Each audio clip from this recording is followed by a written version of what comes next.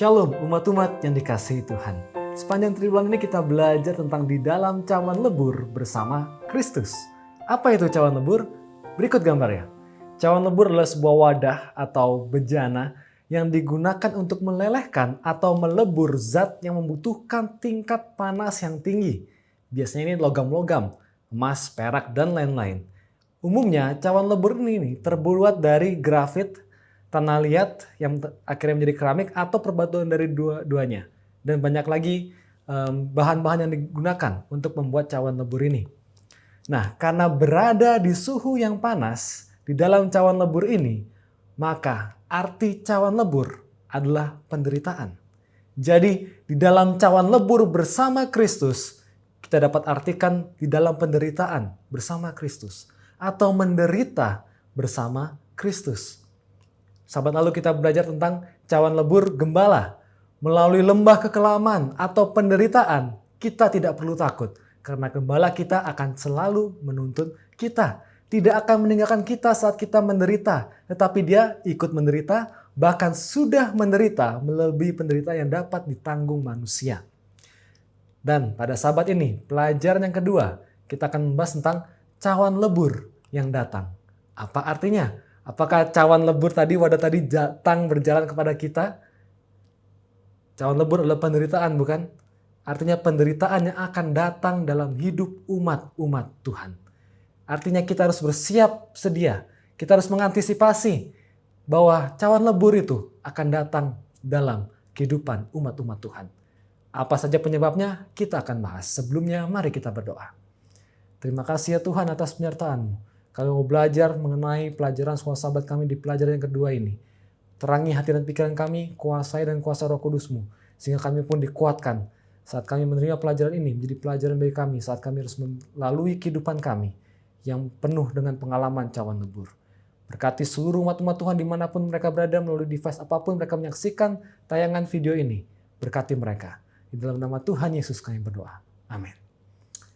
Baik, kita mulai dengan ayat inti kita yang diambil dari 1 Petrus 4 ayat 12 dan 13. Tetapi sebelum kita membacanya, kenapa Petrus? Kenapa ayat hafalan kita, ayat inti kita diambil dari kitab Petrus? Kenapa harus Petrus? Karena segala jenis pencobaan dan penderitaan menghantam Petrus dalam gelombang yang terus-menerus, berturutan di dalam kehidupannya. Dia berjuang untuk melawan ombak, memancing bermalam-malam bagi keluarganya untuk menghidupi keluarganya. Dia berjuang melawan ombak penyesalan karena mengkhianati Tuhannya. Dia berjuang melawan gelombang ketidakpastian di penjara karena Injil. Dia melawan gelombang frustrasi, bekerja mendirikan gereja Kristen yang baru, gereja mula-mula. Begitu banyak gelombang-gelombang yang harus diterjang oleh Petrus. Sehingga kita dapat katakan bahwa Petrus ini adalah dalam tanda kutip siswa di sekolah penderitaan. Dan melalui semua penderitaan itu, Petrus bertumbuh. Dia tidak jatuh. Dia belajar untuk memahami peran penderitaannya dalam rencana keselamatan Tuhan. Dan juga dalam harapan pribadinya untuk menjadi seperti apa yang Tuhan inginkan. Penderitaan-penderitaan tersebut adalah untuk keselamatannya dan keselamatan di orang-orang di sekitarnya. Dan juga untuk pertumbuhan karakternya secara pribadi untuk menjadi seperti Kristus. 1 Petrus 4 ayat 12 dan 13. Nasihat Petrus, siswa yang lulus dari sekolah penderitaan. Saudara-saudara yang kekasih, janganlah kamu heran akan nyala api siksaan yang datang kepadamu sebagai ujian, seolah-olah ada sesuatu yang luar biasa terjadi atas kamu. Sebaliknya, bersukacitalah sesuai dengan bagian yang kamu dapat dalam penderitaan Kristus, supaya kamu juga boleh bergembira dan bersukacita pada waktu Ia menyatakan kemuliaannya. Dasar yang ditekankan Petrus pertama adalah jangan heran. Judul pelajaran kita adalah cawan lebur yang datang. Artinya kita harus bersiap saat penderitaan datang. Seringkali masalahnya penderitaan ini datang, pencobaan datang secara tiba-tiba. Tiba-tiba kita kehilangan pekerjaan. Tiba-tiba sakit melanda kita. Tiba-tiba kecelakaan saat kita berada di jalan. Tiba-tiba banyak pencobaan, penderitaan datang secara tiba-tiba. Dan dasar yang paling penting yang ditekankan Petrus adalah jangan heran kalau pencobaan datang. Heran atau terkejut dalam bahasa Yunaninya, dalam bahasa aslinya adalah orang luar atau asing. Artinya penderitaan dan pencobaan seharusnya dalam kehidupan Kristiani bukanlah hal yang asing untuk terjadi. Yang menjadi permasalahan, umat-umat Tuhan sering memiliki pola pikir bahwa orang-orang menderita karena tidak setia sama Tuhan. Seorang menderita itu karena mereka tidak setia. Sedangkan banyak orang setia yang menderita. Bahwa penderitaan bukanlah hanya untuk orang yang tidak setia, tetapi orang-orang setia pun juga menderita. Kalau kita berpikir bahwa penderitaan hanyalah untuk orang yang tidak setia, kalau begitu Yesus bukanlah Tuhan. Yesus bukanlah Tuhan yang suci, karena dia banyak menderita. Jadi jangan terjebak dalam hal ini. Seringkali kita mengategorikan semua yang baik berasal dari Allah dan yang buruk berasal dari setan. Terkadang dan seringkali terjadi sebaliknya. Ingatlah perkataan Ayub dalam Ayub 21 ayat 7. Mengapa orang fasik tetap hidup menjadi tua, bahkan menjadi bertambah-tambah kuat? Kenapa orang yang justru tidak setia lebih terberkati daripada saya yang setia? Seringkali itulah pola pikir kita. Jadi inti dari semuanya bahwa penderitaan atau cawan lebur adalah umum dihadapi oleh umat-umat Tuhan.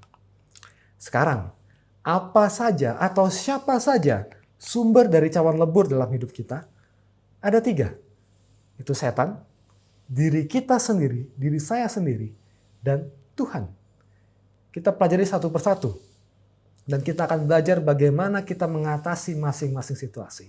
Yang pertama, yang berasal dari setan. Cawan lebur setan. 1 Petrus 5 ayat 8. Sadarlah dan berjaga-jagalah. Lawanmu si iblis berjalan keliling sama seperti singa yang mengaum-aum dan mencari orang yang dapat ditelannya. Manusia yang lapar saja bisa menjadi menyeramkan, bukan? Bagaimana dengan singa? Dia bisa menangkap dan memakan apa saja yang ada di hadapannya. Dan kita bisa melihat sekeliling dunia kita dan melihat keinginan setan untuk membunuh. Begitu banyak kematian, peperangan, penderitaan, kelaparan, penyimpangan moral manusia, dan lain-lain. Itu semua adalah pekerjaan setan. Dan walaupun demikian, janganlah takut, janganlah tawar hati. 1 Petrus 5 ayat 9-11 melanjutkan, lawanlah dia dengan iman yang teguh, sebab kamu tahu bahwa semua saudaramu di seluruh dunia menanggung penderitaan yang sama. Dan Allah, sumber segala kasih karunia yang telah memanggil kamu dalam Kristus kepada kemuliaan yang kekal, akan melengkapi, meneguhkan, menguatkan, dan mengokohkan kamu sudah kamu menderita seketika lamanya. Ialah yang mempunyai kuasa sampai selama-lamanya. Amin. Jangan putus asa saat setan mencobai saudara, saat dia melanda kehidupan saudara dengan bertubi-tubi, dengan penuh serangan. Jangan menyerah. Yesus sudah mengalahkan iblis. Pegang teguh pada janjinya. Peganglah teguh padanya dengan iman. Karena sesuai firman Tuhan tadi, bahwa pada akhirnya Tuhan akan menang. Ingatlah, upahmu besar di sorga. Yang kedua adalah diakibatkan oleh diri kita sendiri. Cawan lebur, dosa. Segala sesuatu memiliki konsekuensi. Hukum sebab akibat berlaku. Roma 1 ayat 18, sebab murka Allah nyata dari sorga atas segala kefasikan dan kelaliman manusia yang menindas kebenaran dengan kelaliman. Bukanlah Allah yang duduk di surga sambil bertanya-tanya, hal mengerikan apa lagi yang saya bisa lakukan terhadap orang yang berdosa ini? Tidak. Dosa itu sendirilah yang datang dengan konsekuensi bawaannya sendiri, bukan Allah yang ingin menyakiti kita. Dan seringkali kita berpikir saat kita berbuat dosa, kita dapat mengecoh Tuhan. Mencoba menutup-nutupi dosa-dosa kita. Supaya Tuhan tidak tahu. Dosa tidak dapat ditutupi besar atau kecil. Dan konsekuensinya mempengaruhi bukan hanya untuk kekekalan, tetapi untuk hari ini juga. Saudara bisa baca dalam Roma 1 ayat 21-32. Kita baca ayat 24 saja. Karena itu Allah menyerahkan mereka kepada keinginan hati mereka akan kecemaran. Sehingga mereka saling mencemarkan tubuh mereka. Murka Allah yang disebutkan dalam ayat 18 dijelaskan di dalam ayat 24. Murka Allah hanyalah berarti membiarkan manusia itu menuai apa yang mereka tabur. Dia mengizinkan kita mengalami konsekuensi dari dosa kita, agar kita dapat melihat akan kejahatan dosa, agar kita dapat melihat betapa menyakitkannya dosa tersebut. Dan ini semua bukan hanya tentang melanggar hukum moral, tetapi juga dalam melanggar hukum kesehatan. Semuanya memiliki konsekuensi. Saat kita tidak hidup sehat, maka penyakitlah yang kita akan tuai. Berjalan seperti itu semuanya. Tetapi di atas semuanya ini, kembalilah pada Tuhan. Dan walaupun kita harus menanggung konsekuensi dari dosa-dosa kita, Tuhan tetaplah gembala kita. Saat kita meminta ampun, kasih karunia menjangkau kita, menuntun kita, dan Dia akan tetap bersama di samping kita sebagai gembala kita melalui semuanya itu. Dan yang ketiga adalah dari Allah. Dua tujuan Allah untuk memberi kita cawan lebur. Yang pertama adalah untuk pemurnian, memurnikan kita. Ini berhubungan dan berlanjut dari cawan lebur dosa yang tadi. Dan yang kedua adalah untuk mendewasakan kita.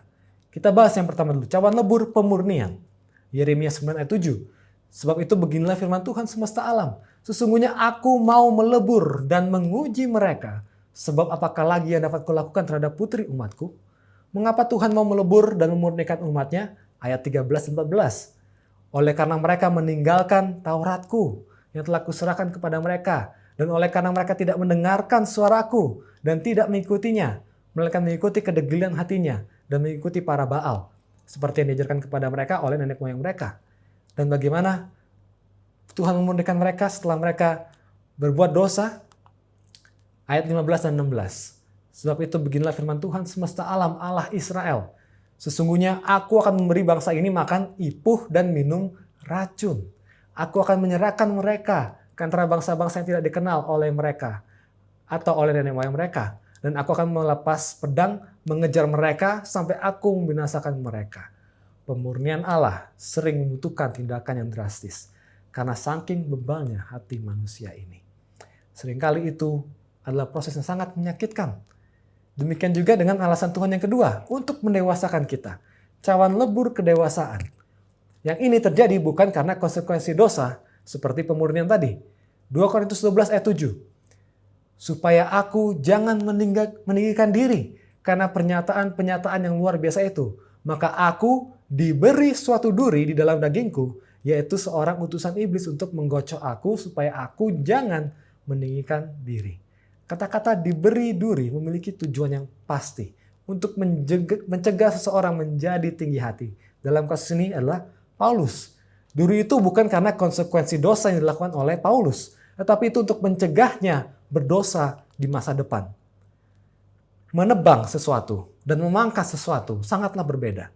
Kita menebang tanaman yang tidak diinginkan, tetapi kita memangkas tanaman yang ingin kita kembangkan untuk menjadi lebih berbuah, menjadi lebih baik dan lebih kuat. Namun persamaannya, kedua-duanya membutuhkan pisau yang tajam.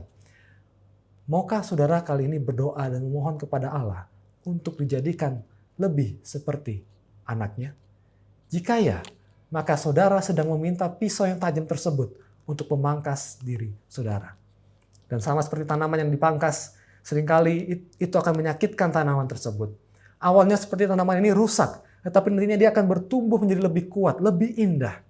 Gitu juga dengan pemangkasan untuk tabiat kita. Akan menyakitkan di awal, akan banyak hal-hal yang harus kita tinggalkan, kita ubah, penyangkalan diri. Terlihat sepertinya rusak, ada yang salah dalam hidup kita.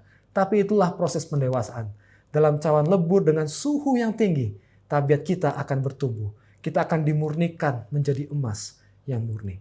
Dan nasihat Paulus untuk mengatasi cawan lebur kedewasaan ada dalam 2 Korintus 12 ayat 8 sampai 10. Tentang hal itu aku sudah 3 kali berseru kepada Tuhan supaya utusan iblis itu mundur daripadaku. Tetapi apa jawab Tuhan? Cukuplah kasih karuniaku bagimu. Sebab justru dalam kelemahanlah kuasaku menjadi sempurna. Sebab itu terlebih suka aku bermegah atas kelemahanku supaya kuasa Kristus turun menaungi aku. Karena itu aku senang dan rela di dalam kelemahan, di dalam siksaan, di dalam kesukaran, di dalam penganiayaan dan kesesakan oleh karena Kristus. Sebab jika aku lemah, maka aku kuat. Hadapilah cawan lebur kedewasaan dengan sukacita, dengan penuh pengharapan layaknya Paulus. Dan Ellen White dalam Hidup yang Terbaik, halaman 457, pelajaran hari Jumat, kita dapat baca bersama-sama, Ia yang membaca hati manusia, mengetahui tabiat mereka lebih daripada mereka sendiri. Ia melihat bahwa sebagian orang mempunyai kuasa dan kelemahan yang kalau diarahkan dengan benar, dapat digunakan dalam memajukan pekerjaannya. Dalam pemeliharaannya, Ia menempatkan orang-orang ini pada posisi yang berbeda dan situasi yang berbeda pula, agar mereka dapat menemukan dalam tabiat mereka itu cacat yang tersembunyi dari pengetahuan mereka. Ia memberi kesempatan kepada mereka untuk memperbaiki cacat ini dan melayakkan diri mereka untuk pekerjaannya. Sering Ia mengizinkan api penyiksaan menyerang mereka agar disucikan. Bersyukurlah saat Tuhan masih memberi kesempatan bagi kita untuk diubahkan, untuk dileburkan dalam cawan lebur bersamanya. Sebagai umat-umat yang dikasihi Tuhan, cawan lebur atau penderitaan bukanlah hal yang asing, itu harus, pernah, sedang, dan akan kita alami. Bisa jadi itu karena ulah setan yang mengaum seperti singa yang lapar, bisa jadi itu karena kesalahan kita sendiri dari konsekuensi dosa kita sendiri, atau karena Allah lah yang ingin membentuk kita. Bersiaplah untuk cawan lebur yang akan datang itu. Tapi dalam semuanya itu, saat saudara-saudara menghadapi cawan lebur tersebut, ingatlah judul pelajaran sekolah sahabat kita. Di dalam cawan lebur bersama Kristus. Kita berada di dalamnya bersama Sang Pencipta, Gembala, dan Penebus kita yang selalu menyertai kita. Mari kita berdoa. Terima kasih ya Tuhan. Ajarlah kami untuk tetap kuat di dalam setiap cawan lebur yang akan menimpa kehidupan kami ataupun sedang menimpa kehidupan kami. Biarlah Engkau selalu beserta dengan kami. Teguhkan kami. Dan kami boleh bertumbuh dari semuanya itu. Kami boleh bangkit, dimurnikan melalui semuanya itu. Menjadi umat-umat Tuhan yang lebih setia. Dan kami pun dipersiapkan untuk kerajaan surga. Kiranya berkat-berkat-Mu menyertai seluruh umat-umat Tuhan dimanapun mereka berada. Terima kasih ya Tuhan. Di dalam nama Tuhan Yesus kami berdoa. Amin. Terima kasih sudah menyaksikan video ini. Silakan like, share, dan subscribe bila mana saudara terberkati. Sampai jumpa pada pelajaran yang ketiga. Tuhan memberkati.